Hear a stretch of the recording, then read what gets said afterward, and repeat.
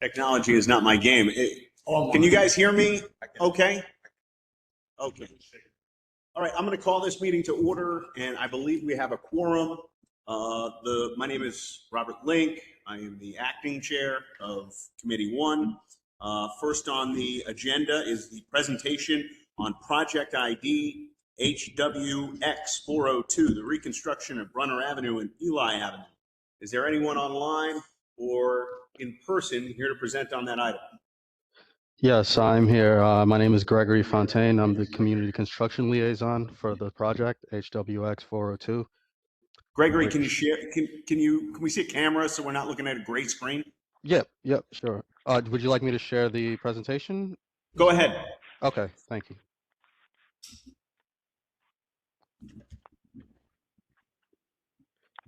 Sorry, one second.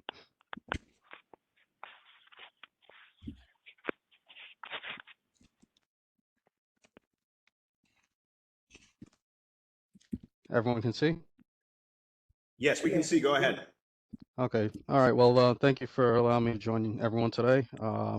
Again, my name is Gregory Fontaine. I'm the Community Construction Liaison, and I'm here to present to you the overview of the DDC project HWX 402 is the reconstruction of Brunner Avenue and Ellie Avenue and Bartow Avenue in the Community Board 12 Bronx area. And this is our agenda, giving you an overview of our project scope, project overview, project locations, project work hours, typical maintenance and protection of traffic, community impacts and mitigation, community outreach, and questions and answers. Gregory, if you could speak a little louder, I'd appreciate it. Sure. Can you hear me better? I mean, I can hear you, but okay. Just make sure you're speaking loud. Yes. Okay, so this is our overview scope of our project work. Our project includes a full trench excavation to allow the installation of new underground infrastructure. We'll be installing a 12-inch and 20-inch ductile iron water main. Also, we'll, along with new valves and to improve the reliability and system control. In addition, we'll replace 8 existing fire hydrants to ensure proper spacing and functionality. On the sewer side, the project includes installing a new 18-inch combined sewer. Where required, also based on TV inspections, we'll do lining sections of existing 18-inch sewer to extend the service life. We'll also be installing 18 new catch basins and chute connections to improve drainage and reduce street flooding. For above ground work, this includes traffic signals, street lighting improvements, replacement of curbs, sidewalks, restoration, and the installation of ADA compliant pedestrian ramps. Also, we'll be finalizing the work with the full width roadway restoration, meaning the entire street will be repaved to a uniform finish. Here's our project overview. Managing agency is New York City Department of Design and Construction. Our sponsor agencies is New York City Department of Transportation and New York City Department of Environmental Protection. The contractor for this project is Triumph Construction. The anticipated construction schedule is a 2-year project. Construction commencement was spring of 2026, and the anticipated completion date is late winter of 2028. Construction costs was about $12.5 million. Below is a timeline of the construction. The design started in spring of 2019. The design completion was winter of 2024. It is presented to you at spring 2026 to the community board. Spring of 2026, we also anticipated construction start, and anticipated construction completion is winter of 2028.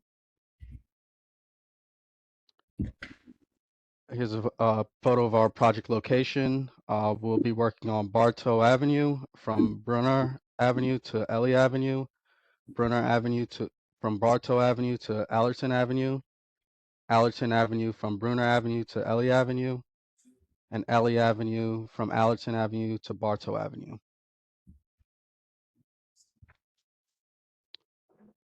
Our working hours during construction, our permitted hours as of now are 7 a.m. to 6 p.m. Monday to Friday. Day work operations will consist of curb and sidewalk, water main, water connection, and catch basin installation. And this is through the entire project location. 10 p.m. to 6 a.m. Monday to Friday is our night work operations, and this will consist of resurfacing work and full depth restoration. This is through the entire project locations. This is from 8 a.m. to 6 p.m. Saturdays if necessary, and the contractor will follow all DOT and street activity permit, office events, and embargoes. Our working hours during construction is for proposed work hours. We are also requesting from Community Board 12 to have the OCMC traffic stipulations changed to no night work. Sorry. The reason why is because this night work poses a significant risk for noise complaints due to use of heavy machinery. Furthermore, the high intensity of lighting would be used. Working at night could increase the risk of accidental utility strikes during excavation, which could lead to service interruptions. And additionally, daily setup breakdown of equipment will decrease the productivity and extend the project's duration of the work. Here is showing our traffic patterns during construction. The contractor will maintain the following 3 11-foot wide travel lane of traffic on Bartow Avenue, 1 travel lane eastbound and 2 lane westbound. They'll keep 1 8-foot wide parking lane on the side of the street opposite of the work. And after work hours, restore the 4th travel lane eastbound to an 11-foot width and occupy an 8-foot width adjacent to the curb. Other community impacts and mitigations are traffic patterns. Contractors shall maintain the following: maintain emergency throughway traffic, one way in both directions at all times. They'll plate and open roadway traffic when site is unattended or not in use. Signage and personnel to ensure a safe work site for pedestrians and vehicles. And they'll maintain pedestrian access to sidewalk, crosswalks, and buildings. More community impacts during construction. The driveway. Greg, can I interrupt Yes. real quick? Sure. This is Sorry. Bobby Lee. Yes. You said at some point, you said start spring 2026 and winter 2028. Is that 1.5 years or is that 2.5 years? Depends 2 years. 2.5 years. Yes. Okay. And I guess you're doing a piece at a time, or is that whole entire area going to be 1 lane and 1 side parking for 2.5 years? No, it's going to be phased throughout the blocks in phases. Yes. Is it me, or does that seem like a long time frame for a few blocks? Yeah.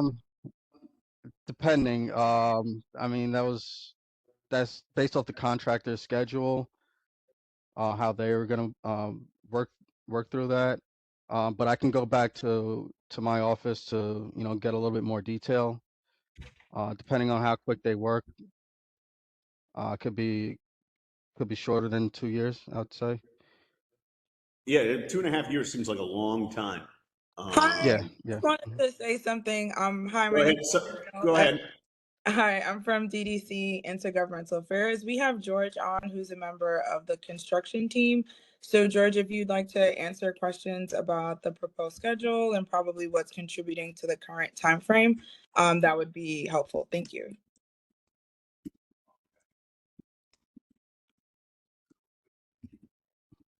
All right, so we'll wait for that. Go ahead, Okay. Gregory. Okay. No problem. So within our community impacts during construction. Wait, hold on. Yeah. I'm going to recognize Wayne. Okay. Hi, Greg. Yeah, I'm not sure I heard this, but how many blocks are we talking about in total? Total, it's 4 blocks. And 4 blocks is going to take 2.5 years?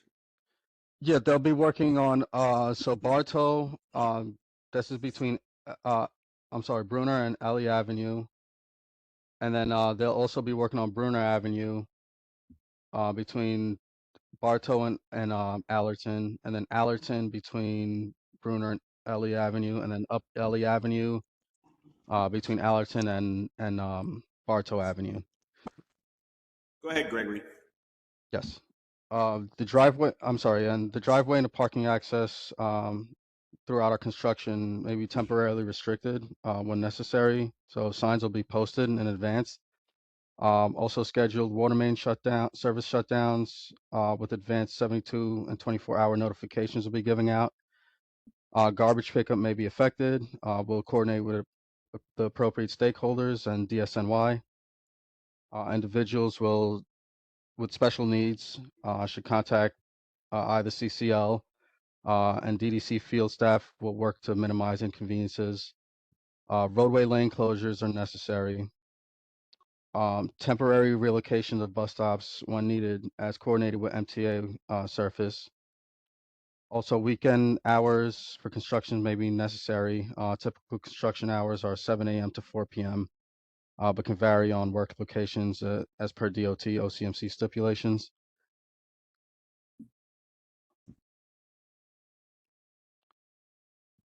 More community impacts and mitigations. The contractor shall work with DEP noise code regulations.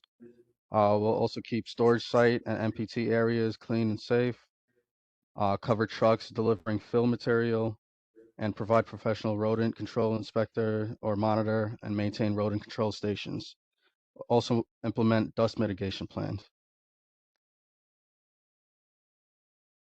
So the community outreach procedures, the community construction liaison, the CCL's responsibilities are as follows. We're the first point of contact. We'll maintain on-site presence and communication. We'll identify and resolve and/or proactively address issues and inquiries. We'll distribute advisories and weekly construction activities newsletters. We'll also provide 72-hour and 24-hour confirmation or cancellation advisories for work impacts by email and door-to-door. We'll also attend community board monthly district service cabinet meetings and other community meetings as necessary to keep the community informed of the project schedule and impacts. Continuing, the DDC Office of Community Outreach and Notification, OCON, works with community boards and bids, local businesses, and other community stakeholders impacted by construction. DDC has assigned a dedicated on-site community construction liaison, the CCL. The CCL is assigned to this project, and that is I, Gregory Fontaine. My information is listed below. That's my email, burnereliccl@gmail.com. My office number is 718-673-6385.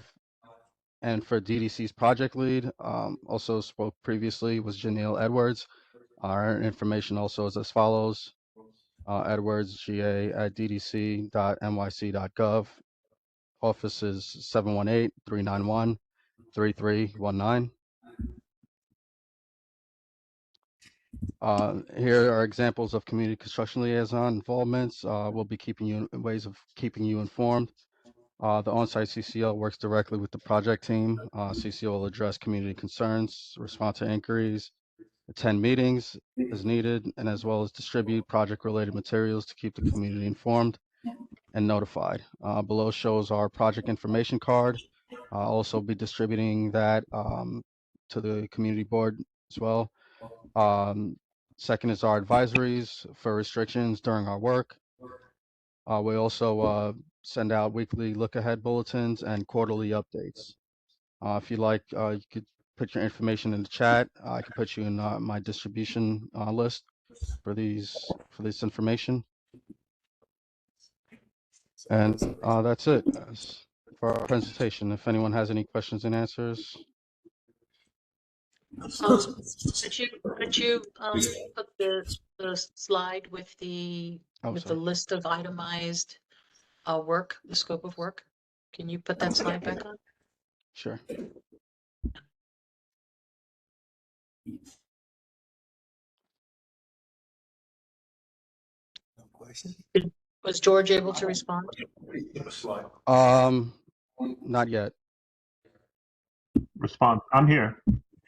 George? No, Oh, not you, no. George. Our George, not the Yes. CB George. Oh, How you doing? sorry. The What's up? engineer in charge is also here. Okay, so I think there was a question on the floor about It was regarding why the this why project is 2 years the 2-year timeline. duration.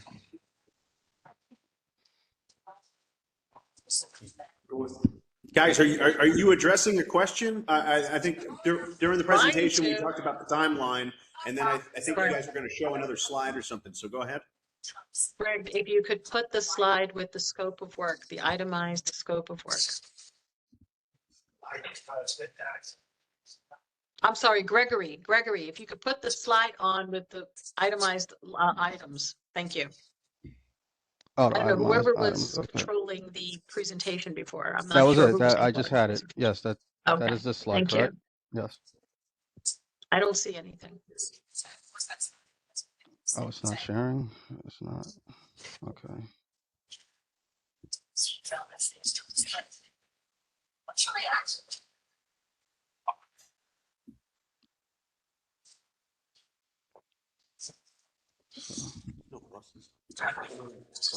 Is it showing up on the screen for everyone? No, we see your screen, but we do not see the presentation. Maybe you That's have what the I'm trying to wrong figure out. screen. Maybe we can just move the presentation over to that screen that's being shown. It has your team's. Maria, I think it's Maria. I'm having Yeah. trouble hearing here. If I have it maxed up in that button on the top corner, on the bottom corner. Let's see this maxed. Maybe in Zoom I can. Yeah, that's it. Do you see it now? You can enlarge that, please. Thank you. Is that okay? Yeah, that's much better. Okay.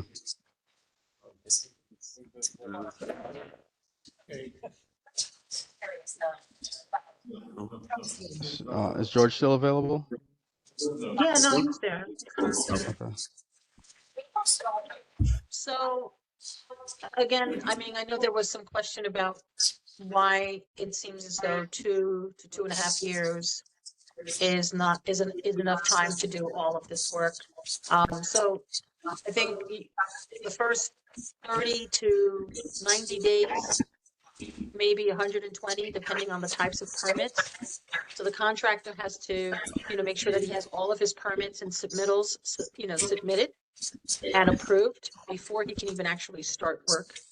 So the pre-construction at the front end could be anywhere from 3 to 6 months, depending on what types of permits they have to obtain before they can start work. So they lose time there right off the bat. You also lose time, and sometimes we do built in cushion because obviously this past winter, we had an actual real winter. We've been very fortunate to have very mild winters for the most part. But again, we anticipate that there may be, some inclement weather that also plays a role in absorbing some of the time that's allotted for the project to be completed. In addition to that, this is all of the work. Now, you will see on bullet number 5, lining of existing 18-inch combined sewer. We don't know if we're going to be lining that or not. We're doing TV inspections right now to determine the current condition of the sewers in those locations. It was some time ago during design, about 2 years or so, that we looked at these sewers, or maybe longer. And if they have deteriorated to the extent where we can no longer line those sewers, then we would have to replace them fully, right? So that also adds more time. And then not only that, but you also have utility relocation. Utility relocation is the very first thing that happens on projects, and it's always 9 times out of 10 one of the culprits behind us falling behind and even starting the project, because we can't do anything until utilities relocate their services away from the project area. So in order, like they're basically the first thing you see when you excavate.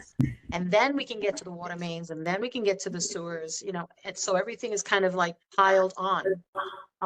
So even that, to some degree, depending on how quickly or not the utility companies can come in and do the work that they need to do before our contractor can even start.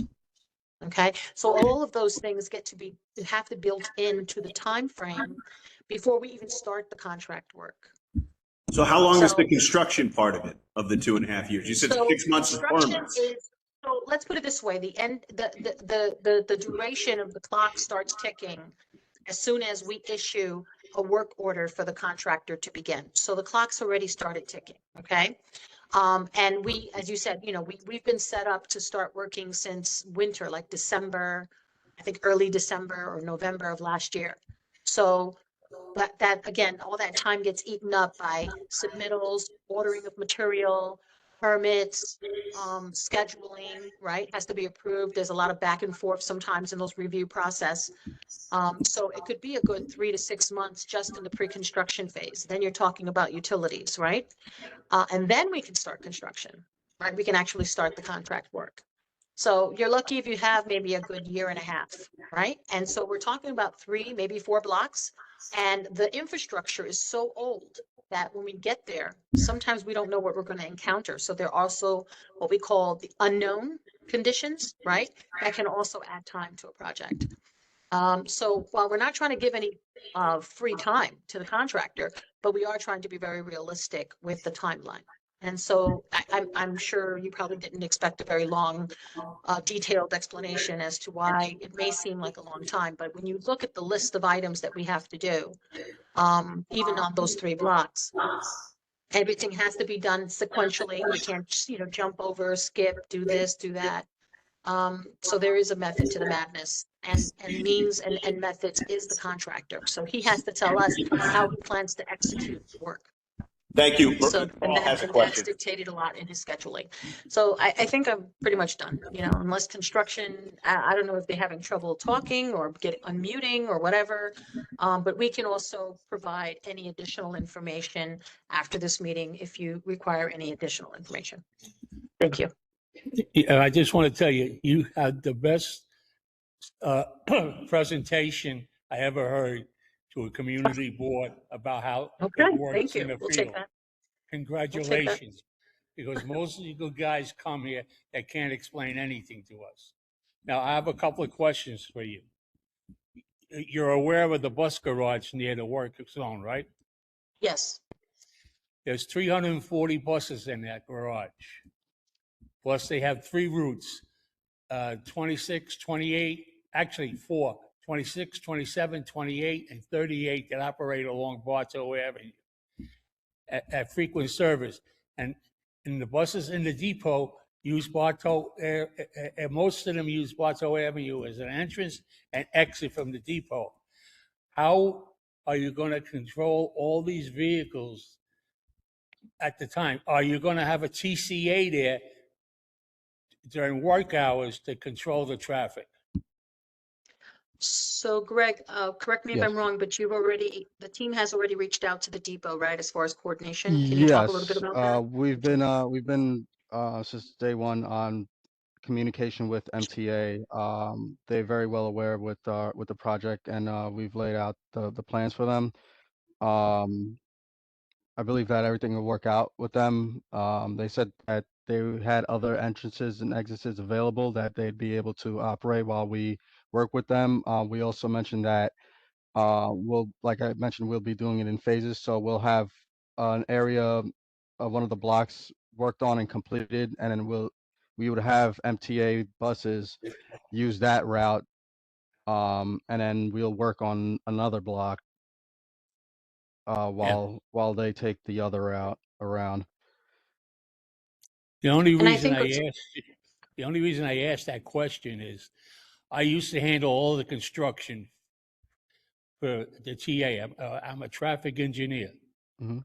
And when street reconstruction impacted any bus route or a subway below the street they're working on, that was my job to make sure they did it right. Right. So I got another question. Are you realigning where you're going to lay the combined sewer and water main? And are they going to be on top of each other? I'm sorry, can you repeat that question again? Yeah. Are you going to create a new lane for the combined sewer and the water line? No, they'll be replaced in its existing Replace, location. Yeah, So it's okay, in kind, replacing right? it. We're not in increasing kind, correct. capacity. Yes. Right. Okay. Yeah, and we are aware that the Bronx, we can hit a lot of bedrock. So if we can avoid increasing capacity unless we absolutely need to, that also can create a delay, right? Because it does take time to get through that bedrock. But luckily, we're just replacing in kind. Yes. So we Are shouldn't you encounter aware that problem. on Edson Avenue, uh, the combined sewer flows in the reverse direction of normal sewer movements? Are you aware of that? Well, I don't have to be aware of that, but the contractor does, and so Yeah, is yeah, Yeah. construction. Well, yeah. well, And I'm, I'm As an sure they engineer, are. yeah, I'm that sure they I'm are. sure they're familiar. Yeah. I just wanted to let you know it flows in the reverse direction, so he should Okay. have his act together. So, we'll make a note of that, and we'll definitely share that with the field team tomorrow morning. And I'm sure whoever's on this call will also Yeah, take note of it. Thank you. We because do when we did appreciate Edson Avenue, that was a big problem. And that The flows towards, reverse. just from curiosity, flows towards Bartow, like towards north? It flows, yes, it flows towards Bartow from Gun Hill. Okay. Okay. All right. Thank you. Just, Thank you. Thank you. just a heads up on that. Yeah, Thank I'll you have for it your noted. So that's a big response. heads up. That's a really big heads up. Yeah. Okay. Okay, anything Any further? other questions? Any questions online? Anybody online?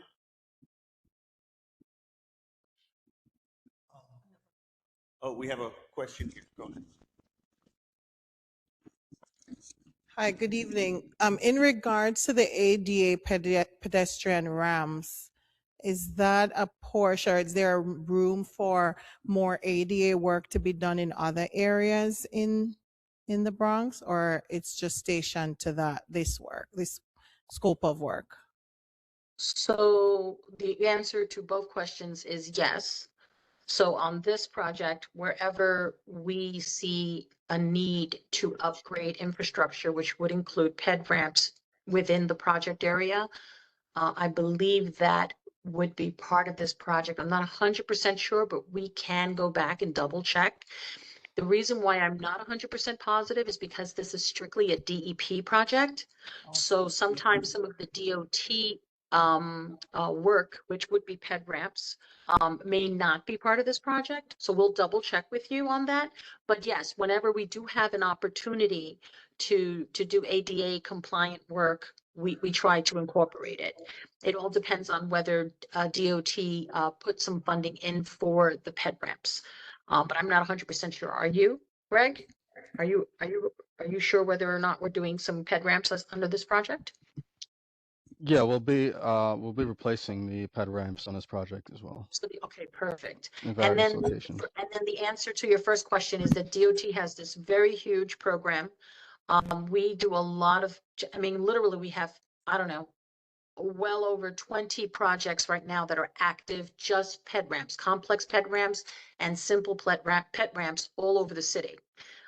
So it's very active. It's a, DOT is very aggressive with their ped ramp program, which we're a huge part of. So yes, the plan is, and the intent is to basically replace every single ped ramp within the city limits, but it's a lot. And, it's many years in the making before we can cover a lot of that ground. But they No, are being very aggressive about it. Well, I'm happy to see that we are making, grounds on that, but also the idea of educating our residents within the Bronx of when those ADA ramps are being installed and how they can access that is important for our community. So I think the one thing I'd love to see DOT and DEP doing is really making an effort to let our seniors and our residents with disability know where they are being installed and how they can access them. I'm glad you said that. We actually do have some collateral that talks about our ped ramps. So when we're ready to do them, Greg, I will Yes. share with you the one pager. That's an informative one-page sheet that talks about ped ramps and why they're important. And we use that mostly exclusively for our ped ramp projects, but whenever, we have a project that does have ped ramp installation planned, we can certainly have Greg share that information with the residents. Thank you. Oh, before you go, so I think someone has their hand. Oh, he lowered it. Go ahead, Carl. I have one more question for you. Do you have any idea where your field office will be located? Yeah, our field office is located. It is 1930 Williamsbridge Road. That's in Morris Park. Yeah, I know exactly where it is. That's a little ways from the Yeah, site. it is. It is. Well, okay. But we got a thank nice you. deli on it. We got a nice deli there. Okay. Thank you. Yeah, go ahead. Thank you. I just wanted to say you got a lot of mitigation when you get all of your paperwork and you start to work. If you have to work on Saturdays, please don't start early. Or get to the point where you can bring it to our attention, all right? Because it affects the homeowners. Absolutely. So take that into consideration. So I think 8 a.m. is, we're 8 not a.m. is allowed our to permit. start at, normally, a lot of our DDC projects, we start at 7 a.m. But because it's a residential community, we are restricted to work only 8 a.m., right, Greg? Yes, that is correct. Yeah. And that does include Saturday as well, 8 a.m. So, and that's what we're sticking with, for our day work. Yeah. Okay. All right. We have an understanding. Yeah. And as mentioned, I'll be notifying you guys in advance, 72 hours, 24-hour notifications, and weekly schedules. Okay, if there's nothing else, we'll move on. Thank you. Thank you for your presentation. Thank We you. look Hold forward on. to seeing you in the Hold future. on, Bobby. Go ahead, George. So, yeah, do you guys need a letter, an official letter authorizing daytime work, or are you guys okay? That would be fine. An email will suffice. An email will suffice. You don't have to do a formal letter.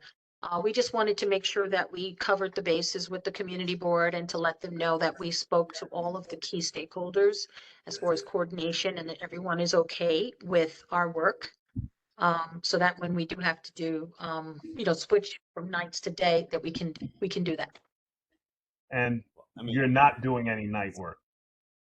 We're not doing night work right now, but yes, there are some work operations that we're restricted to do night work. We would like to do it during the day. So that's what we're requesting. Yeah, no, that's what just for clarity's sake, you were supposed to do the work at night. You're requesting to do it in the day so that you don't have to do it at night for all the safety reasons you spoke Correct. about Correct. just now. So that George, means there'll be no night work. Yeah. I mean, if George, you want to put a suspended formal letter authorization. Go together, ahead. that'd be fantastic. Yeah. Go ahead, Bobby. Thank To you. send an authorization email, do you need our vote? I think I'm that asking would George. probably Question be for the the best district thing. manager. Yeah, it probably would be the best thing. I'm asking George. The question's to George. Honestly, the CYA, I would get a vote. Yeah. I think we should have a vote. Someone want to make a motion? I move. I second. Okay. All in favor? Aye. Anyone opposed? Anyone? I'm gonna vote? George, I'm gonna have to recuse myself because I work for DDC. Understand. Okay. Okay. All right. Thank you, So, John. all in favor? No. No opposition. No opposition. No abstentions. Okay. Thank you. Well, the measure carries favorably, and George will send an email that they can continue work. Thank you. Thank you. Thank you, everyone. Okay. Thanks again, guys. The next on the agenda is the open street application for Granada Place. Granada built to win. Grenada, sorry.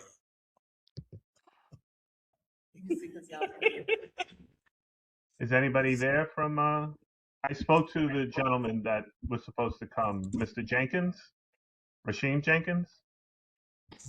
Yeah. No one's answering to that name here. I read Okay. an article about it in the New York Times, though. He seems like a very impressive guy. Yeah, this is a basketball tournament. Yes. And it's very popular. It's been going on for like 12, 13 years. And they've gotten quite a few write-ups. And apparently it's quite a event. But if they're not here, we'll just move on. Okay. Okay, we'll move on to the next item. Well, we should discuss if we want to let it happen. They're not in front of the committee to present. We could do it, we could table it for next month. Or they can bring it to the full board. I mean, The key here is what is happening on 233rd Street at the time they want to hold the basketball tournament. With the school line going right through Granada, Manchester, and 233rd Street, and they want to put it, from Laconia to Manchester, which I have no issue with. But if 233rd Street's under reconstruction, you just can't have that. Well, we need them here. So They need to be here. Here, go ahead. Ariel wants to speak. They need to be here to, they need to be here for that because we already expressed at the last full board meeting very strong concerns about the construction, about all those things. But if we know that there's somebody in our community who's doing something great, New York Times, that's beautiful. But we'll just hear them out. Like maybe, hopefully, they can come next full board meeting, which is next week. If not that, in 2 weeks, or if not that, the other one. Yeah, I agree with you, but I don't want us to vote for that or think like that. I just don't want to do something and then we got to. No, that's it. I know they're doing a lot of work in Edenwald, and that would indirectly affect us. So, let them address us. We'll take it from there. We have some raised hands, Kevin Perez. Yeah, okay. So there's just two issues.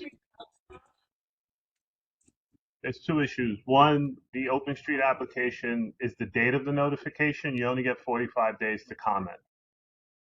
And it's not from Laconia to East 233rd Street. It's only 2 blocks that they're shutting down on. It's from Grace to Eli on Granada Place. Yeah, but George, when they're working on 233rd Street, if they shut down Laconia area, so you can get into the intersection. Granada is the alternate. No, they're not shutting down Laconia. They're shutting the NYPD and NYCHA will have access from Grace Avenue to Laconia. And if there's a fork in the road right there, that's where the NYPD has their parking lot. So there's access that way.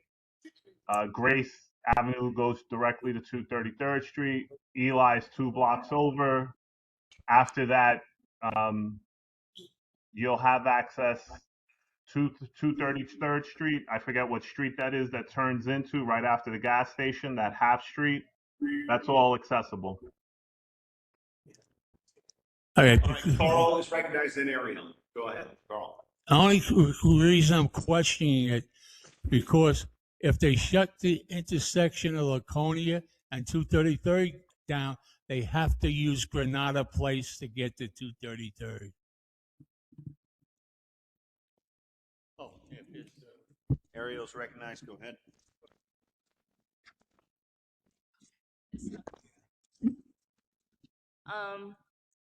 Grenada. The other thing is, I just want to ask George, I know that we have like a 45-day. What day are we on that we have to, vote on this? Hold on. I would like to see if they have time before the full board meeting, if we could get to it.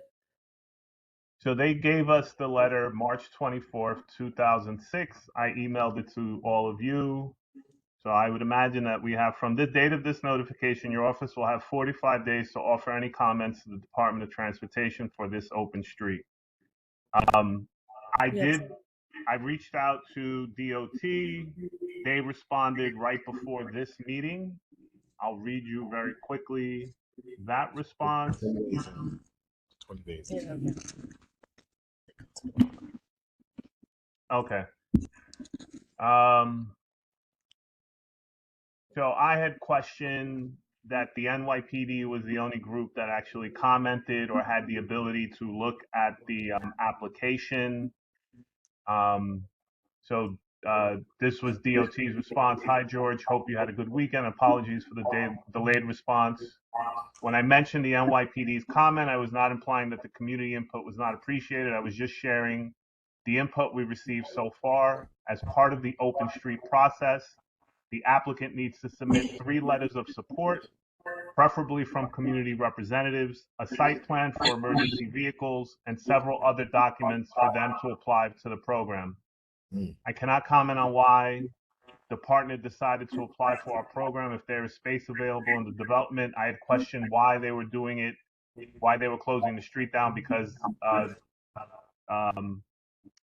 Edenwald has tons of space, but you can reach out to them to find out. As for the specific programming that will be done at this site, we can check with our Open Streets team to see if there's any set programming or it could change weekly. When I spoke to Mr. Jenkins, I invited him to this meeting, but I asked him what programming they were going to be doing, because my concern is you don't want to shut the street down where homeowners who live on that block that don't have garages or driveways and park on the street will have to move their vehicles every Saturday morning from 11 to 7. You know, they would be upset if they woke up every morning to cars and then did not see anything on the street, which is what has happened in the past in our district. He promised that there was going to be programming, that he is well known. He said he's been highlighted in the press, the New York Times. He seems to run a great program. We just don't know anything about the program that he's running. Okay, I have a question. I do understand the concern for that, but at the same time, those concerns have to come to the committee and to be said, because I also don't want to, give a judgment of like, maybe we won't want something because it's like on the street. I can understand why they may not want it in Edenwald, because being a native, sometimes you need to know, like, people feel comfortable in certain areas. So I can understand maybe why they did not do it that way. But also, is it possible that we can send like a follow-up email, because they have about 20 days or something left, knowing that 26 days, but it's going to miss our board meeting, the next one. So they have until basically our full board meeting this month in order to come and to kind of let us know what it is. And we could always talk about compromises and stuff like that. I just don't want to get ahead of ourselves and already answer like the email of like, oh, the block and this and that. And like all of those are relevant. I just want all parties to be able to have a good, judgment call when it comes to that. So if we can send that email, George, I think that would be great, so the full board could hear it. What email are you asking now? Yeah, it's pretty. If just to follow up with, just for them to follow up, like basically that will be the full board meeting this month will be the last email, will be to show up, will be the last time that they were able to talk to us before we're able to give them a yes or a no. In person. In person, they have to show up. Yeah, I mean, I'll send another email. Kevin from DOT has his hand up, so maybe you want to hear from DOT. Yeah. Okay. That's okay. Hello, can you hear me? Go ahead. Is that Kevin? Yeah, can you hear me? Yeah, it's always better if you have your camera on, by the way, so I can see. I'm sorry, I'm having some sort of tech issues. All right, it is what it is. Go ahead. Yeah, so when it comes to the application deadline, it is on May 8th, if I'm not mistaken. So you guys have until May 8th to kind of get them to come to the board and show like exactly what sort of program they're gonna be doing for the segment. And I believe it's only one block, and Eli and Grace Avenue should be two-way streets. So hypothetically, if it is closed, then, there's some sort of egress that could happen, in some flow, in the community. So just wanted to kind of share with that with you guys. Thanks, Kevin. And also, like, you guys can send um questions ahead of meeting with them, like if there are certain concerns like the construction that was mentioned earlier, we will note that and bring that back to our open streets team, and that way it's something that's already put in writing. Thank you. That has been expressed already. There was an email that was sent to the commissioner when we were first notified, Kevin. Sounds good. Hey, George, do they actually need us? I hear you mention that they needed No. 3. They don't need us. It appears that way, right? No. That's this is about someone doing something in the community, and everybody always has a problem that they don't come to the community board to make a presentation and say, hey, this is what I'm doing, which is fine. I'm just saying that the history of Open Streets in Community Board 12 has not been a good one. It seems to me that Open Streets, that DOT does this. The borough office of Bronx DOT does not know what's going on in the street. They just know that there's an applicant that closed the street. What are we doing? I think as a community board, we should at least get the basics as to what programming is happening in the street. It's a very simple thing. Yeah, that's the key. Is they're going to be invited. They have a chance to be in person. It all starts with the applicant. If the applicant's not there, we can move on to the next thing. It's really not our concern unless the applicant is here. They want our blessing. They have to come here. All right.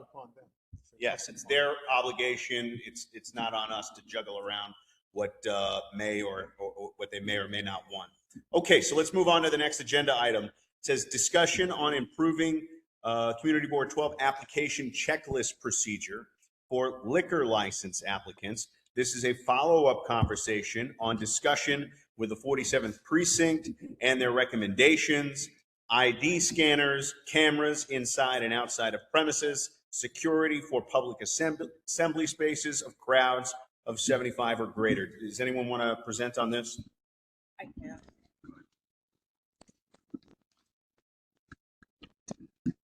So I'm looking at several things.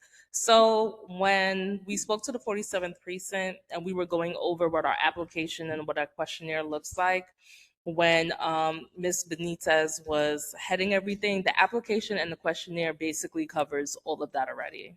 The only thing that it did not have per se was about cameras inside and outside the premises. So one thing that we can do as a board is amend it, just like kind of add that there.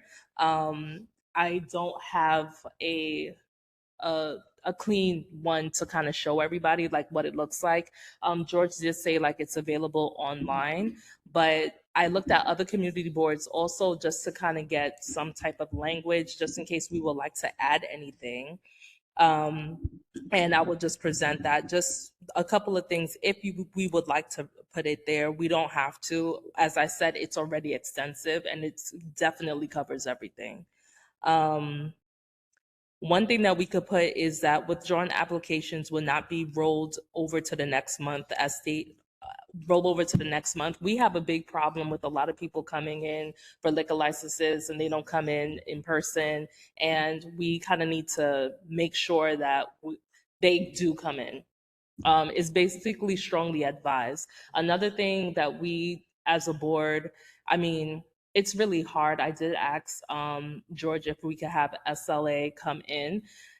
They don't need to come to us, which is very hard. We want to strongly advise, strongly recommend that they do because they are coming into our community. And with that being said, with the questionnaire and the application, it's going to help us understand what's going on. It's going to help us understand building codes and things like that. That way, we were aware of that incident that happened at White Plains Road, but we also have other establishments that fortunately don't have those instances. So I think that, we could continue to try to be proactive and allowing them to come in, fill out these applications. But unfortunately, I just want to strongly say like they are not advised to like really come here because SLA, you know, it's like one of those like if you get this recommendation, it looks really good, but if you don't have it, you kind of don't need it. The other thing is, lastly, we have the sidewalk cafe license. As I said, it's very extensive. We even have noise. We even make sure to tell them about the DEP noise about 10 p.m. It's 10 p.m. to 7 a.m. for residents because I know that we're all about the noise complaint. So if anybody wants to have a look at it, it's completely like it's solid. I don't know if there's anything you guys want to raise that maybe that we can add. Now, what about the people saying? What about people applying and they're talking about a lounge and then they get a DJ? And in the wee hours of the morning, you know, where do we stand with all of that? Is that part of what you say is plain? I know the 4/7 is going to enforce. They gave us more teeth. That's their intentions are to enforce. But are we going to hold people more accountable? Is that really the idea? I would like us to, but the problem is the power that we have in the sense of like we get a lot of new applicants. We don't get a lot of renewals. One thing that Alfredo was saying, which I think it's good, is that so for instance, the incident that happened on White Plains Road, of course, they're not going to come to us to ask for a renewal, but we knew that they were up for renewal and we could proactively just send a letter saying, you know, why they should not get a license and everything like that, even though the police department probably already, contacted SLA. But the issue, I think, is figuring out how to be proactive because, as we know, a lot of people don't have to come to us in that way. So it's the people who want to be a part of the community who are coming to us, and we can enforce it by our application, our questionnaire, stuff that we have done before. So I'm open to thoughts and what we want to do. Alfredo has his hand up. Alfredo, you can be. I got a question. Go ahead. A question for you. I was under the impression, for all the years that I've been on this board, that the SLA doesn't approve or disapprove an application till it hears what the community board has to say, and we may oppose it, but they still can approve it. But the key is, I thought we had to get, the SLA had to get a letter from us before they review the application for a renewal or a new license. I'm going to bring up the language in 1 second. I'm going to let whoever say whatever, but I'm going to bring up the language that is said. It's the reason why I say that they do strongly encourage that letter, but it's the reason why I said how people are able to go around this. Yeah, because remember, 11 people were very upset. Like, how are people still able to? So that there's language there that shows me like, oh, it's strongly encouraged, but it's not. You don't need it as a part of the checklist. But I'm gonna get that. Okay, thank you. I have a question. Oh, go ahead. Take the mic. Alfredo had And then his we'll go hand to our. raised. Alfredo had his hand One raised. question. So I got it. yeah, Alfredo go. We'll go here and then and to Alfredo next. Go ahead. So in regards to the 47 precincts recommendations for ID scanners, and are we able as a board to kind of dissect these recommendations and say what portion of that we agree with? 'Cause I'm not exactly on board with ID scanners because of people's privacy.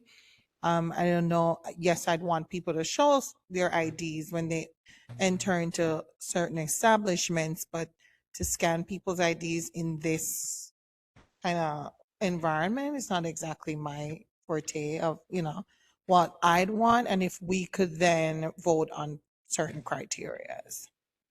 So 47 precincts said that they. Microphone. Go ahead. Go ahead, Ariel. When we spoke to the 47th precinct, they said that they will not, like those will only be for the owner, for the establishment itself, that they will only look at it if there was like an incident and something were to happen. That's when that will probably be like, investigated if it had to. But they said that they would not be, they would not be having access freely to that information. Because those are things that are concerning, that of course we want people to be able to identify themselves when they enter. Some people require every ID everywhere they go in the community. I think I have some reservations about that. But of course, the other areas I would agree on. Bobby and I know that once they put the scanner in, and if the police wants it, the information, you will have to give up the information. So, I mean, yeah, there's some level of privacy that you have, but once you go into a public space, it's a public space. That's what it is. And once you scan the information into that system, yes, the police has to have a reasonable basis to come in and ask you to turn that over. But if they want to subpoena that stuff and get it, clearly, I mean, it's not completely protected 100%. So, I mean, do I think it's needed, a scanner to scan your ID? I'm more concerned about what you may have in your pocket or under your Right. jacket than I am about really who And you are. cameras. And the camera, so that would be more helpful, but, Alfredo, you're recognized.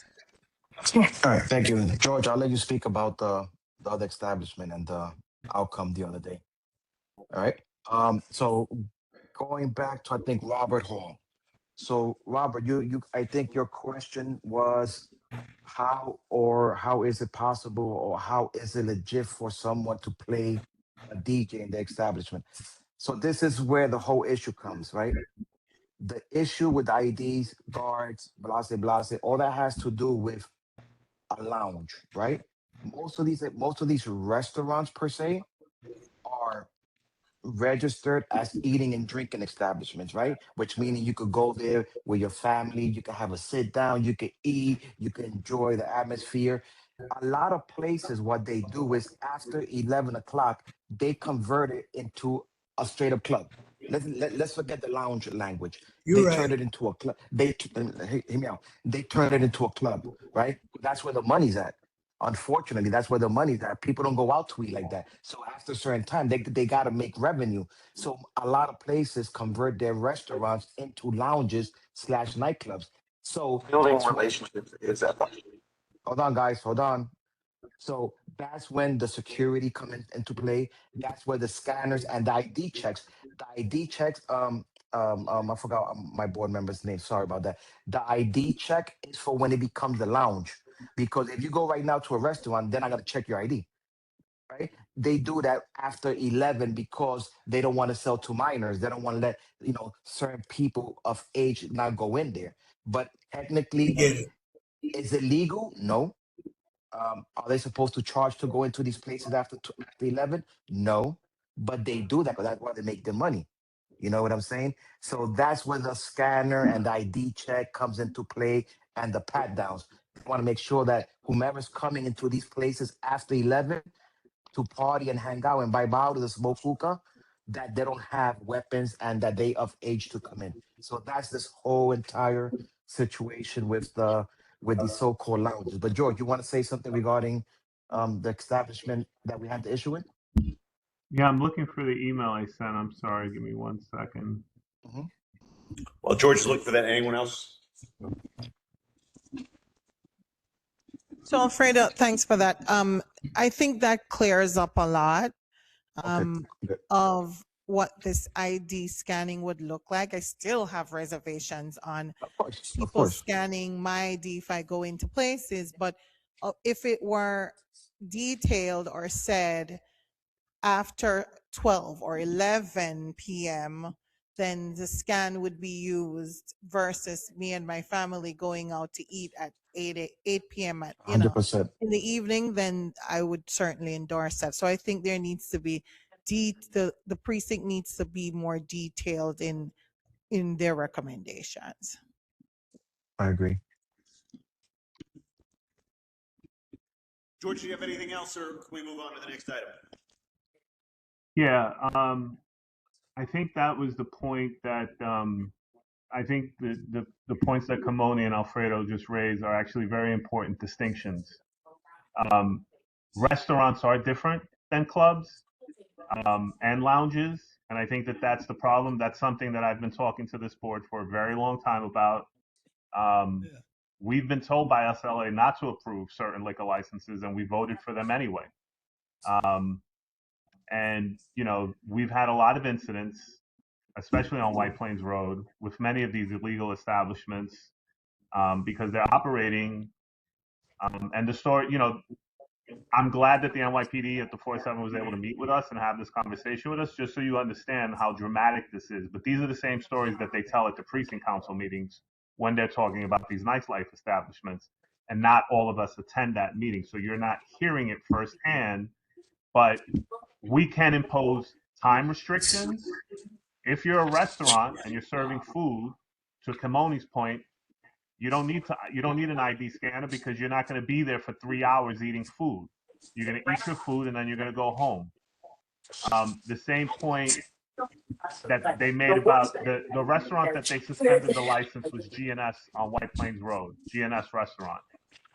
That's a small space, and they had over 200 people in that space. And the funny thing was, well, it's not funny, but that's not, they had no public assembly. They had no legal kitchen. When I looked it up on the DOB website, there was no legal kitchen. So a lot of these places are operating with certain building code violations that we should be checking out. So I think it's important that when we have this conversation about what we're going to add to the checklist, that we make note of those things. No one wants to penalize a legitimate restaurant from operating, but most legitimate restaurants, I made the joke at the last meeting that we had that if you're going to the Cheesecake Factory, that's not open at 3 o'clock in the morning, you know? And that's the problem. This didn't happen in the middle of the day or in the late afternoon. So I think it's important that we make those distinctions. Can I get some? And Ariel, if you just also in your answer just address whether or not you're going to make some kind of motion.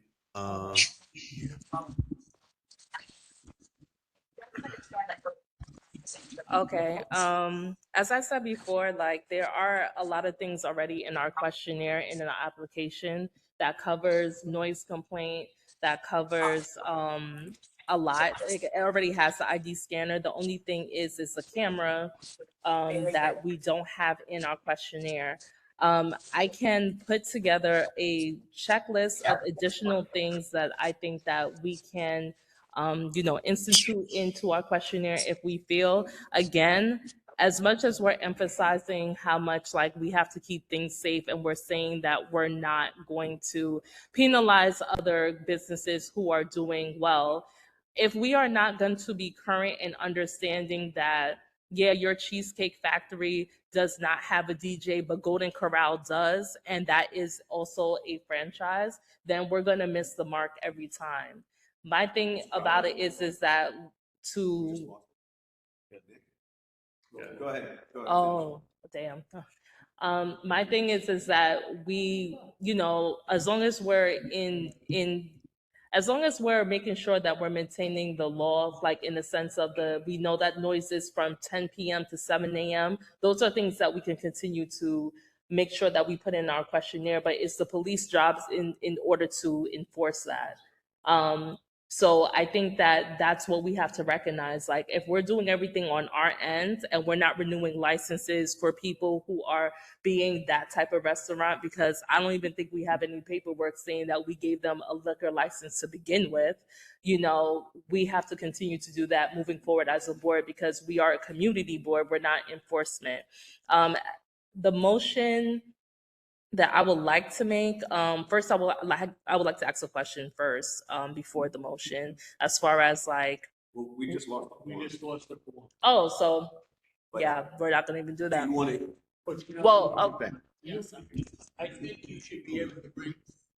think you should be able to bring it up at the full board meeting. I was going to say the same thing. Why don't you just continue studying the issue, kind of bring back some of the points that were raised, I'll just make a check. and then if you offline want to just kind of That talk, and then you can present something at the board meeting. Yeah. It's just that I wanted everybody's input just in case y'all wanted to put in you and did a say good no. job. Yeah, no, it's clear you're in command of this topic. George, maybe we can put that on the agenda for the full board meeting. Okay. Oh, and ask them if we're still having SLA, like if we could still possibly have them come to one of our board. SLA. They don't like to come out. Okay, no problem. Oh, Ariel's mentioned the State Liquor Authority coming out to a meeting too. Do we have? We've made a go ahead. request. Do we have the liquor license renewal for the Red Door here with us? Yeah. Okay. Go ahead. We lost our quorum, but you can present and we'll take the information back.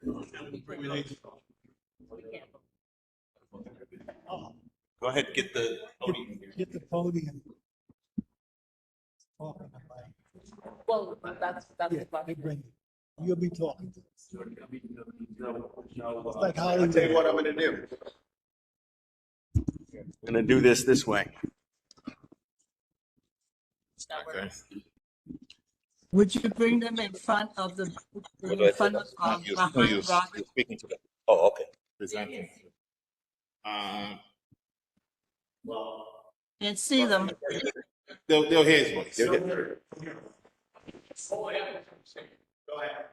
Yeah, my name is Joseph Osage. I'm one of the organizer for Red Door. This is my community, and Red Door have been existent. It's a not-for-profit organization. So we renew our license every 2 years.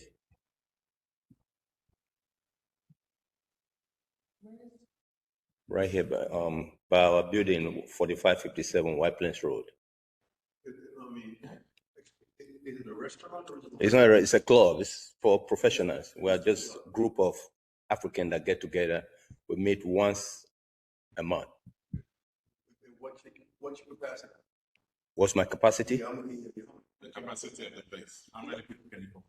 About right now we have about 8. So what's the full capacity? How many people are? We're still getting more people to come in. We're trying to encourage more Africans. How many of you are fully at capacity can you hold in that space? 50, 100? I don't really know. Right now, I don't know. How big is it? It's a small place, you know. It's not a. It's a small. Yeah. And how long have you been in the community? How long? We got that building about, I think, 2008. We had the building, but the not-for-profit started about 4 years ago. I'm trying to understand what it is. It's a social club? It's a club, you know, for professionals. I'm a retired, law enforcement officer, and we have other, doctors, lawyers. We got together, trying to encourage our people not to travel, not to leave Africa to start coming to Western world. As a matter of fact, I'm leaving tomorrow. I'll be sent over there to, encourage them not to leave Africa to be coming here. So we meet once in a month, sometimes 3 times in a year. So I have some experience with the African clubs that they have. They do have this, correct me if I'm wrong, but it's a group of people who have state sort of an organization which do donations back to Africa as well, they have scholarships, etc. We have not started that yet, but we'll try there. We might try to do that in the future. What's the name of the number? Red Door 1, right? So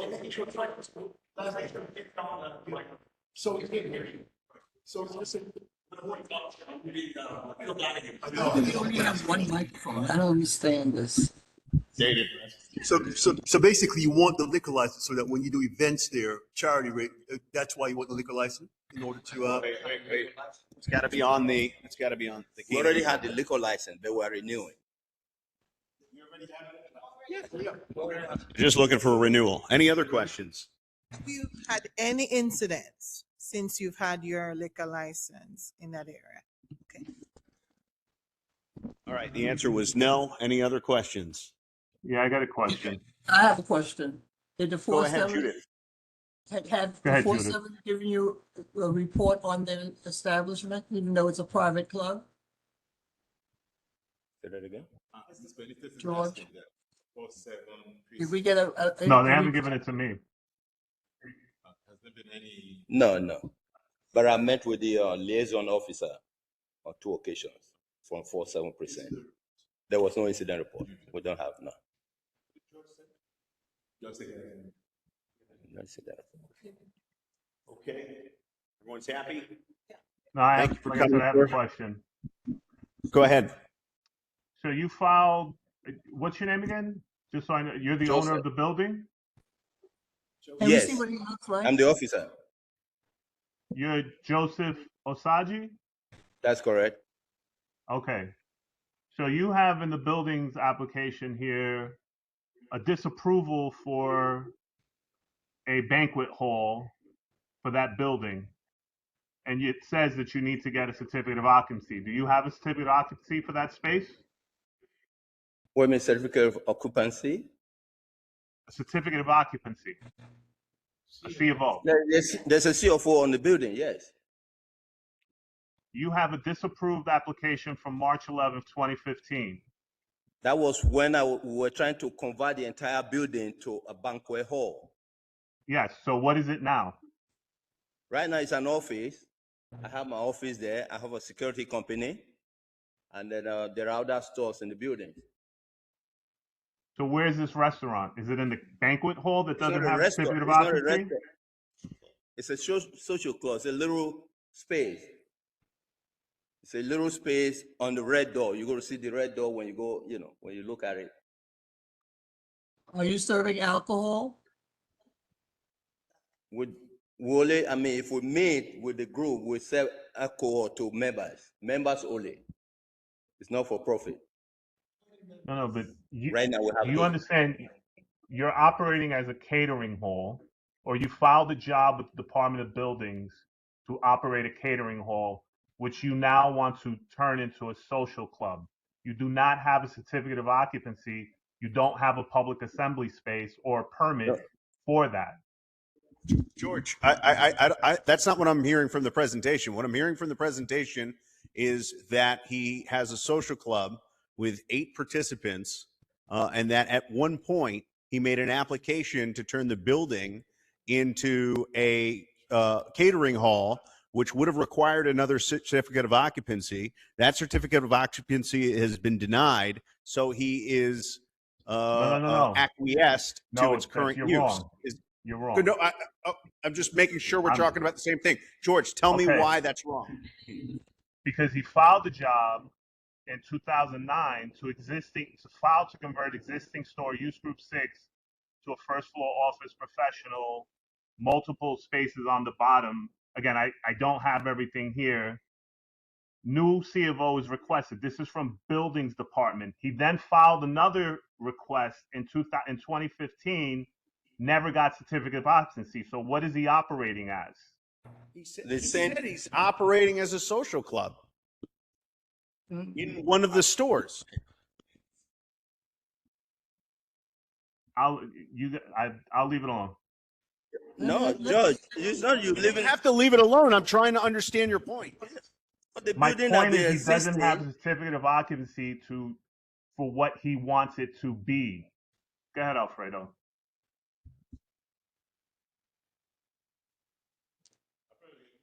I'm a little concerned about. Actually, let me ask the question. I think the question is the use for the social club. What is the authorized use under the approved certificate of occupancy that allows you to operate a social club? Of occupancy. George, do you understand? Am I asking the question right? I understand what you're saying. You're saying that one person talks at a time. Go ahead, George. Yes, cookies. You're saying that it was used as it was a bakery, for example, use group 6. That's what it was previously. He filed 2 different jobs several years apart from one another, where the Buildings Department, where he did work and never got it signed off. So the buildings department dictated to him and the applicant that he had to get signed a new certificate of occupancy because the job was half done. He's now coming back to you.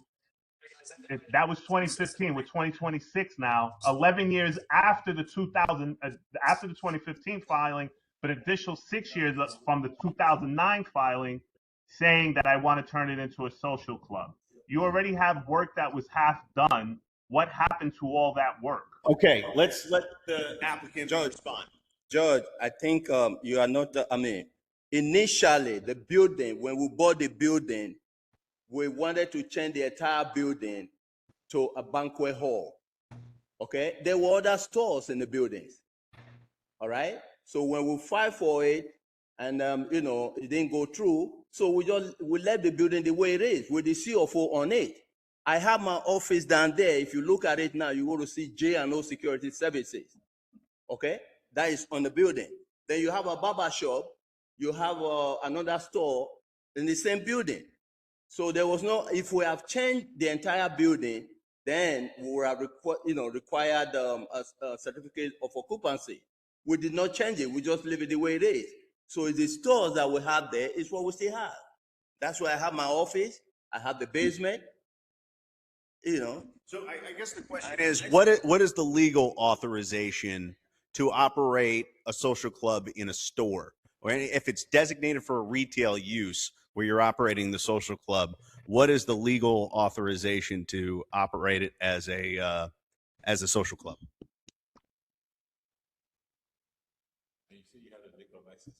We have a liquor license. No, that's my question. Yeah.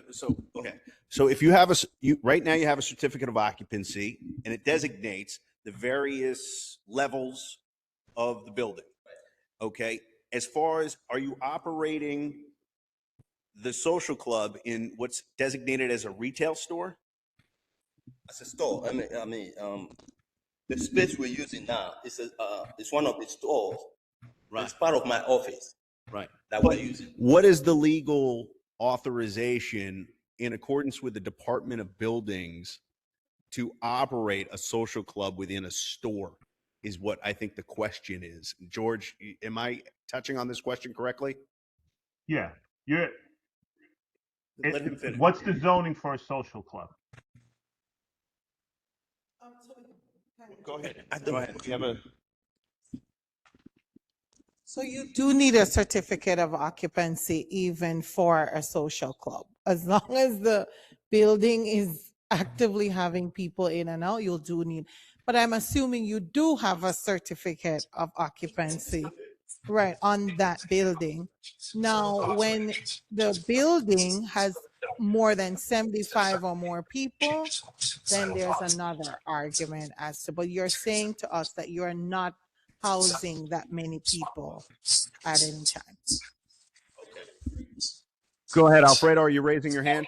Yeah. All right, so this is the deal. This is where the confusion is. That George is right, right? So what you got to understand. So you're asking the applicant to answer some questions that he doesn't really have the answers to, which is all good because he probably was not prepared for this type of answers to be asked of him because he's coming for renewal. The issue, and that George is pointing out, is that 2 alteration type 1 applications were filed. One in maybe 2006, and then another one in 2015. They were both disapproved. They were never followed through with, right? So, okay, cool. So while the applicant is saying, oh, I tried to do this, it didn't work, I left it alone. Yes, but no. When you, in a situation like this, withdraw the job, right? If you would have withdrawn the job, the questions right now would have not been asked of you. Being that you left those jobs open, that's a problem for you. I think we spoke about this 2 years ago, 3 years ago when you came for the renewal. I think me and you spoke about this.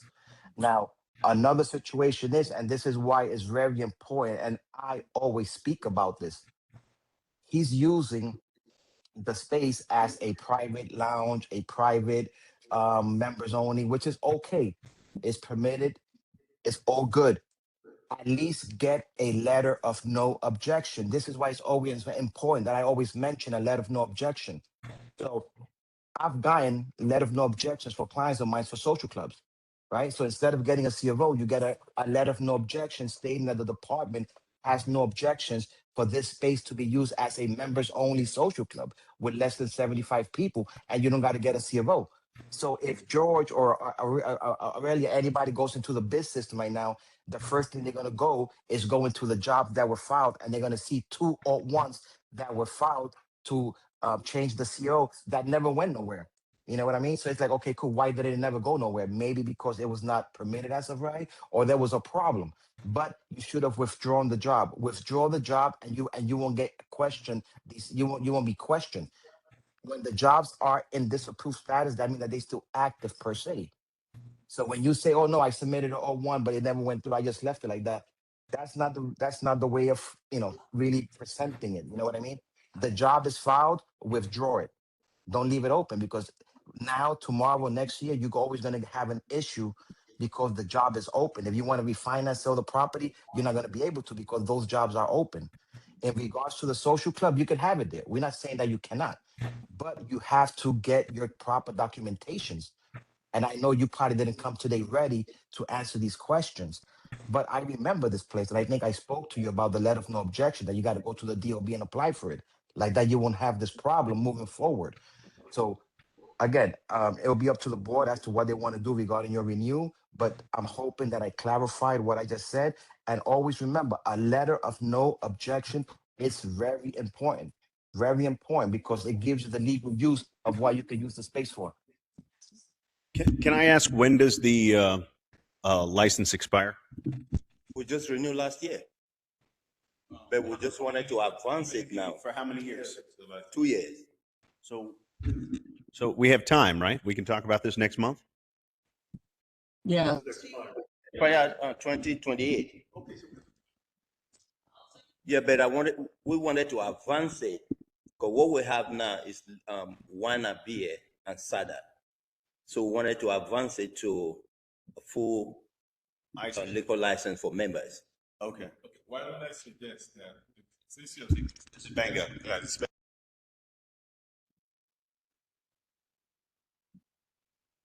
Banga's muted.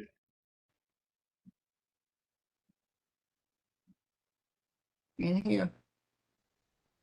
Oh, sorry. Can you hear me now? Okay, Yeah. thank you. So since your liquor license is still within a good valid date, why don't you work on the documents that's been talked about by George and Alfredo? So that way, so that way you have everything that's required, that's needed. All right. Okay, let me just say this. I want you to also make sure that you get the application that we have for the community board. Please send it to him so that he can fill it out, so that we can see what is happening, and he should have all his proper documentations attached to it, so that when the committee looks at it, they see whether he is on the right path to a renewal approval. It looks like no one has any of those documents in front of them. You're asking questions that again, Alfredo said he's not prepared for. If he had the application filled out and submitted to us and we reviewed it, we could ask questions that would be germane to his site. And this is what's happening. And if you have another person on board coming up for renewal, I'm sure you haven't sent out a renewal application to them to get that information so that you can question them intelligently on what's going on with their site. Okay, all right. I think we've, everyone's commented online. Go ahead. Any closing comments? We're just going to ask that you get the information and communicate with George, continue to provide that, and we'll take this up again next month. Next month? I'm going to be here next month. I'm leaving tomorrow. What do you say? When do you come back? I come back in May ending. Yeah. We'll come back in May. Yeah, come back in May. But make sure you fill out that application and return it to Ursula or George so that we have it in time for the next meeting, so that we will be prepared to question you as to whether you've done the right thing for your application renewal. Because I'm sure we have talked to you in the past and told you what you needed, but you didn't follow up, and we didn't follow up to make sure you did it. Because it's on you. No, I wasn't told. My lawyer came here before to represent me. So this is my first time coming to the board. And Okay, this well is my now you know community. what you need. Yeah, this is my community. I don't, my first time here. Okay, Well, now thank you you for know what coming. you need. Let's go. Go ahead. So to be clear, we're not objecting or agreeing to, we're just saying we need some more clarity and information. And we always want our community members to, of course, be living wholesome lives. And if your social club makes sense for you and the community and it's ran properly, then we will endorse it. But we need the information and then we'll move forward.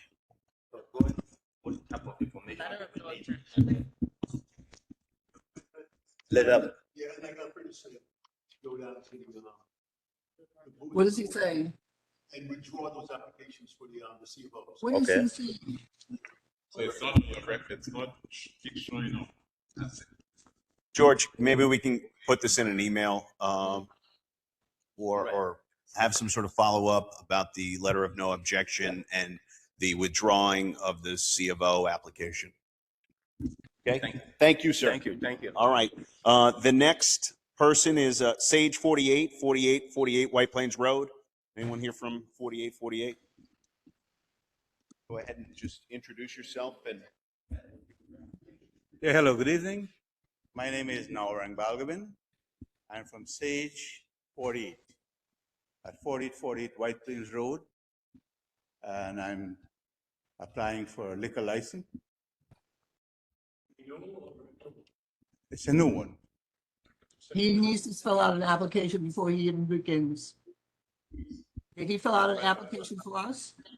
I'm sure that Ursula sent you one, or you didn't communicate with Ursula to get that application to fill out. Oh yeah, it was filled out. A letter was sent to the committee board here, and the SLA had requested a waiver, and we emailed it to the board. I even brought in a letter and gave it to George, and he advised me to be here on this meeting, and that's why I'm here. He needs to fill out that application, George.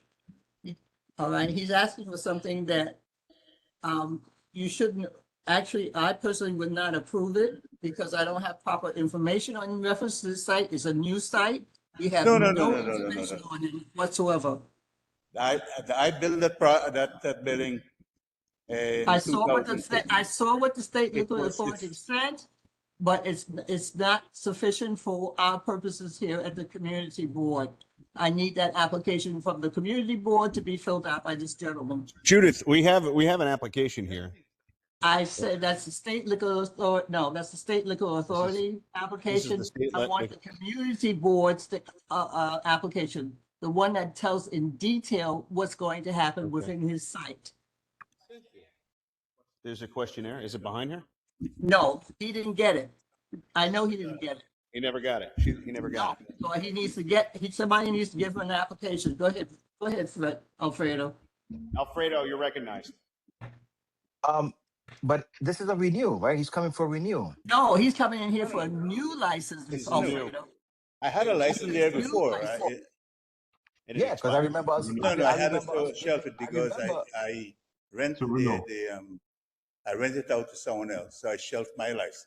I had my license from 2004 to 2012. So from 2012.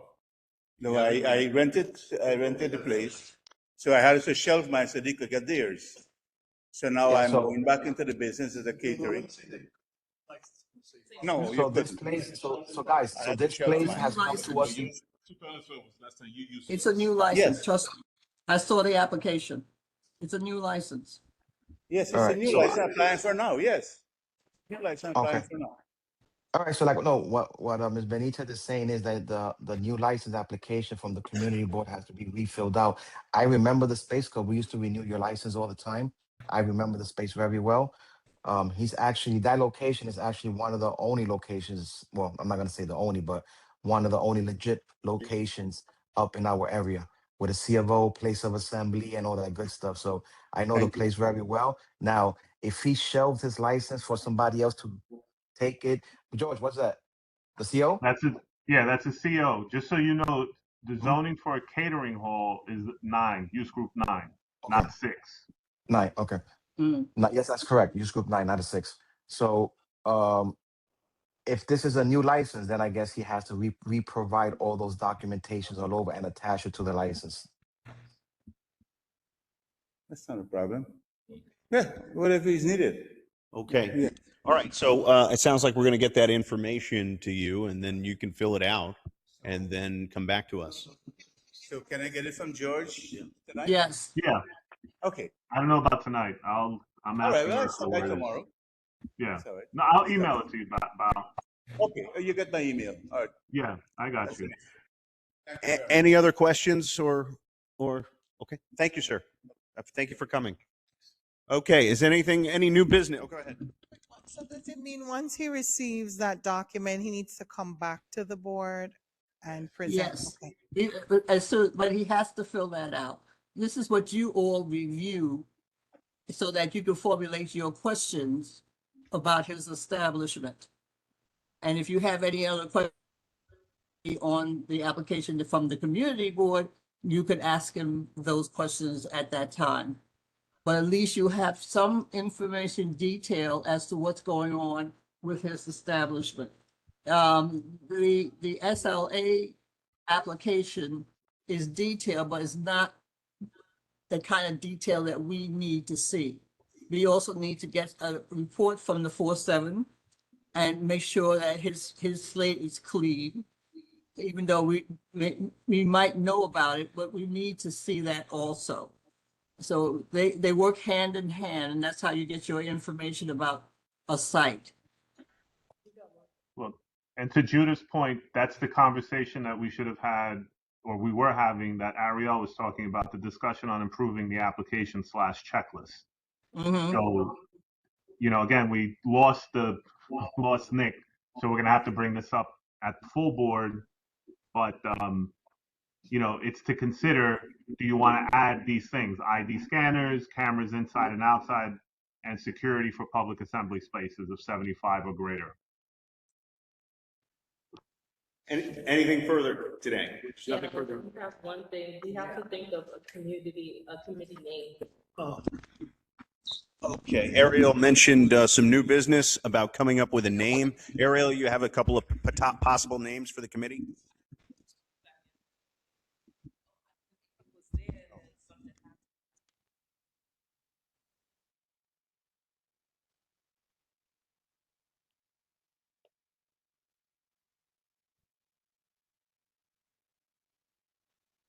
What are they saying? I can't hear.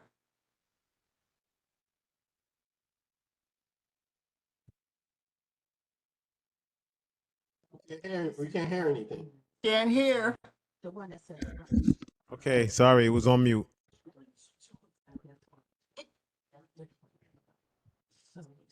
Sorry. Oh, hey, Bob. No, I'll send it to you because they have to figure it out. That's why you weren't given it. When will I check that? I'll let you know. It should be soon. I mean, No, I don't mean to. next week is the full board meeting, so hopefully we'll vote You want to then. wait till then? I'm sorry? You want to wait till I thought I got it from- I'll get it to you as soon as I get it. So the next meeting is the 23rd. Okay. It's this one, But right? I won't have the checklist for you. Yeah, but these are. But in the meantime, the gentleman, I can't think of it. Say it again? All right. So. So I'll get we're going to continue to discuss this offline. Go ahead, Ariel. All right, no problem. One of the quick ones, so basically some quick names is Connect, and it can be called Connect Oriented Network for Neighborhoods Economic Community Transportation. It can be called, real quick, Community Development, Housing and Transportation Board, Growth Management and Mobility Advisory Boards Committee. So what I'll do is I'll just create a whole bunch of names. I mean, I like standing community number one. Like that was fine with me, but they said that we have to think of a name, and they told us that for our next general board meeting that we needed to have one, but we didn't meet quorum, so technically we kind of could fly under radar for that. Go ahead. Robert. George, do we have someone from NYCHA coming here on the 23rd? Yeah, I agree. I believe that they said they were coming on the 23rd. Okay, so I'm going to try to be brief in the interest of time. All right. Just listen, here's the situation. We're going back to Boston Secor houses. They are run by an independent organization called Wavecrest Management. Now, Wavecrest Management was in existence when this situation took place and the gas exploded and all of that circumstances happened. The fact of the matter is Wavecrest has acquired many NYCHA developments, and they have not entertained themselves in a professional manner. They're very condescending to the residents of housing. There's a full cache of misrepresentation. Folks, they can't get work done. They speak downward at the folks from the housing authority, and the housing authority allows this, okay? And they have nothing to say, but yet and still they own the land, okay? Before this even took place, I just want you to know the process that is supposed to take place is when a development goes what we call private, the residents are supposed to make that decision. In many cases, this did not happen. People just got tired, okay? Now, in our district here, Community Board 12, you got Edenwald, you got Gun Hill, you got Boston Secor, all right? I'm not going to speak on Edenwald. However, Boston Secor, the folks in Boston Secor did not vote to be privatized. That's number one. They never voted. What happened is when the president, Emma Miller, passed away, they told residents that Emma allowed them the opportunity to take over Boston Secor, and they forced them to sign leases. Now, that on top of the fact of what happened with this gas structure, it really pissed off the residents. All right. And once again, this is man's inhumanity to mankind because no one cared. No one said a word. They tried to have a meeting and folks were so disruptive, they had to close down. That's how things are. Folks in Boston Secor are looking for some type of representation where they can be who they are and be treated fairly. And Wavecrest has not done that in its entirety. And now Wavecrest is known throughout the city as the group that kills people because a gentleman passed away. Now, it's just very sad because of this transition that's taking place. But yet and still, NYCHA, who's responsible for all of this, has nothing to say. All right. So I guess this is forthcoming. And once again, this community does not need to have an organization like Wavecrest Management occupying developments that NYCHA gives away. They really don't. They're in bad shape. All right. Yeah. They run the day-to-day operations. They don't own it. The land is owned by NYCHA, and Wavecrest just runs the day-to-day operations. No one knows. Okay. Yeah. So on full disclosure, my architecture firm designed the renovations at Boston Secor. So it's kind of unfortunate and sad to hear that the residents have, had to deal with this unfortunate situation. In regards to Wavecrest, we have no affiliation, so let me make that clear. But there is a bidding process. What happens is alongside a developer, architect, mechanical engineer, etc., there is an RFP sent when NYCHA puts out a project, and that's after the TA president, as he mentioned. I think there's a board with the TA that agrees on either those developments being part of the PACT program, that's what that's called, and it's a public and private partnership for renovation and management of the NYCHA properties, or they go into a trust, which NYCHA continues to provide day-to-day operation of that, and a private developer develops, or they stay with NYCHA, and then NYCHA at some point will do the renovations. NYCHA is estimating that to take care of all of their properties across New York City, it's estimating $40 billion, which they don't have.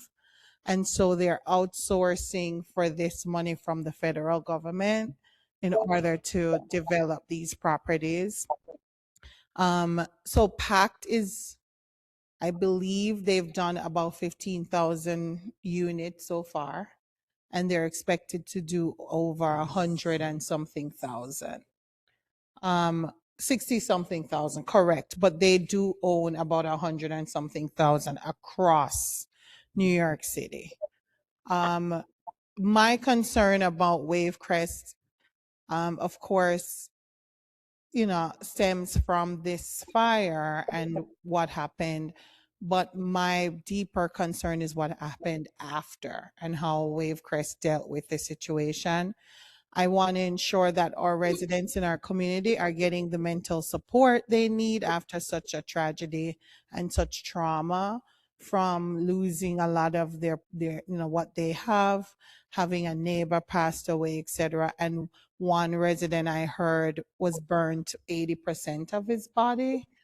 So it's very trivial for those who are not involved, but I think the community over at Boston Secor is deeply affected and they're angry.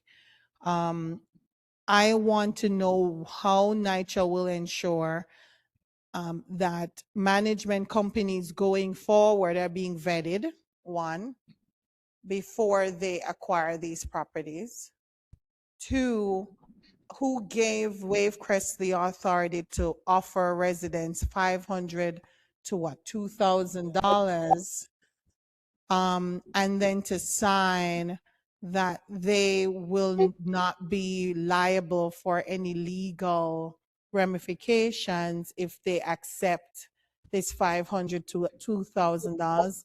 And I think it's an insult to people who aren't reading the fine lines on a document. And so Wavecrest and NYCHA should really take some responsibility for that. And in addition, what's happening to these residents in terms of timeline? When will they get back into their apartments? And can NYCHA ensure that something like this will not happen again? But also with the argument about the fire being started by gas, how long or soon was this reported, to the management company, and what did they do when that was reported? So I think as a board, we need to have questions created before the meeting on the 23rd, and not have the board come here, NYCHA come here and we're winging it, but we have some structured questions and arguments for NYCHA and demand change. And I think we need, with that argument about the TA president passing away, we need proof of that the residents did vote for that development to be turned into PACT. Yeah, I agree. Okay. Kimoni, if you can put that list together, that would be great of questions. Yeah. Thank you so much. I'm going to work on that too. Work on questions. And if there's nothing else, I'd like to make an application to close the meeting. Second. All right. All in favor, aye. Anyone opposed? The meeting is closed. Thank you.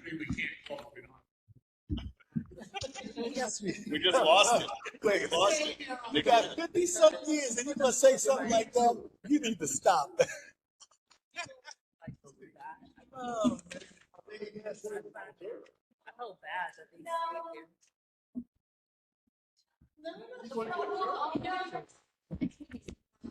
stayed here.